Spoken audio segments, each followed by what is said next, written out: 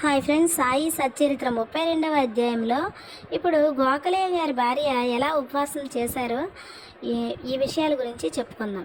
బాబా ఎప్పుడూ ఉపవాసం చేయలేదు, ఇతరులను కూడా ఉపవాసం చేయనిచ్చేవారు కాదు. ఉపవాసం చేయవని మనసు స్థిమితంగా ఉండదు. అట్టివాడు పరమార్థం ఎలా సాధించును? ఉత్త కడుపుతో దేవుని చూడలేం. మొట్టమొదట ఆత్మను శాంతింపచేయాలి. కడుపులో తడి కలుగచేయ ఆహారం కానీ పోషక శక్తి కానీ లేనప్పుడు భగవంతుని ఏ కండ్లతో చూడగలం, ఏ నాలుకతో పొగడగలం, ఏ చెవులతో వారిని వినగలం?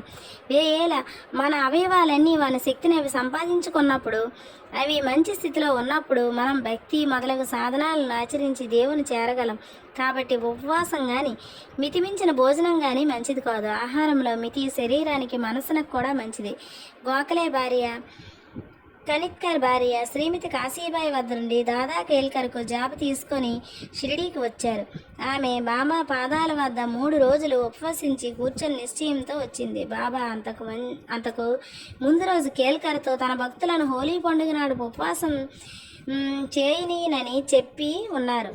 వారు ఉపవసించినచో బాబా యొక్క ఉపయోగము లేదు.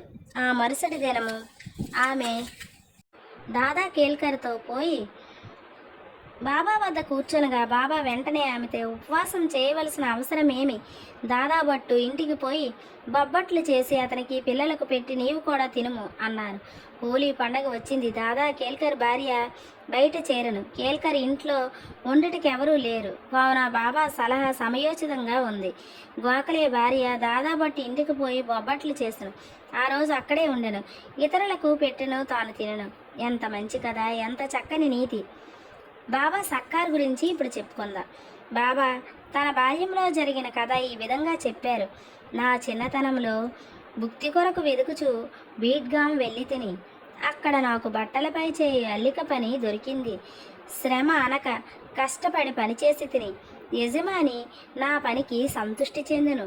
నాకంటే పూర్వం 3 కుర్రవాళ్ళు పనిలో ఉండిరి. మొదటి వానికి 50 రూపాయలు, రెండవ వానికి 100 రూపాయలు, మూడవ వానికి 150 రూపాయలు. నాకు 3 మొత్తములకు రెండింతలు అనగా 600 రూపాయలు జీతమిచ్చెను. నా తెలివితేటలు చూసి యజమాని నన్ను ప్రేమించి మెచ్చుకొని నిండు దుస్తులిచ్చి నన్ను గౌరవించెను. వీనిని వాడకుండా జాగ్రత్తగా దాచుకుంటుని. మానవుడిచ్చినది త్వరలో సమసిపోవును గాని దైవమిచ్చినది శాశ్వతంగా నిలుచును. ఇంకెవ్వరిచ్చినది దీనితో సరిపోర్చలేము. నా ప్రభువు తీసుకో తీసుకో అనును, కానీ ప్రతివాడు నా వద్దకు వచ్చి తే తే అనుచున్నాడు. నేనేమి చెప్పుచున్నానో గ్రహించువాడొక్కడూ లేడు. నా సర్కారు యొక్క ఖజానా అనగా ఆధ్యాత్మిక ధనము నిండుగా ఉన్నది. అది అంచు వరకు నిండి పొంగిపోచున్నది. నేను తవ్వి ఈ ధనమును బండ్లతో తీసుకుపోండు. సుపుత్రుడైన వాడు ఈ ద్రవ్యమునంతయు దాచుకొనవలెను అనుచున్నాను. నా ఫకీరు చతురత, నా భగవానుని లీలలు, నా సర్కారు అభిరుచి మిక్కిలి అమోఘమైనవి. నా సంగతి ఏమి?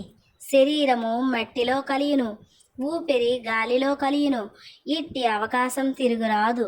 నేనెక్కడికో పోయేదను, ఎక్కడనో కూర్చుండేదను. మాయ నన్ను మిగుల బాధించుచున్నది. అయినప్పటికీ నా వారి కొరకు నేను ఆతురపడిదను.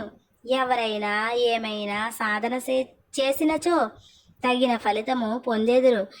ఎవరైతే నా పలుకులను జ్ఞప్తి అందుంచుకొనెదరో వారు అమూల్యమైన ఆనందమును పొందెదరు. ఈ విధంగా బాబా చాలా తెలివిగా మనకు ఉపదేశం చేయుచున్నారు. అంటే బాబా ఖజానా ఆధ్యాత్మిక సంపదతో కూడుకొని ఉన్న ఖజానా. మనము బాబా వారి వద్దకు వెళ్ళి ధనము, ఆరోగ్యము, ఇలా ఇహపరమైన సుఖాలను, ఇహపరమైన విషయాలను మాత్రమే అడుగుతున్నాము. ఎవ్వరు కూడా మోక్షాన్ని ప్రసాదించమని బాబాని అడగట్లేదు. ఇది ఎలా ఉందంటే వజ్రాల వ్యాపారి దగ్గరికి వెళ్ళి వంకాయలు అడిగిన విధంగా ఉంది. ఈ విషయం బాబాయే ఒకసారి చెప్పారు.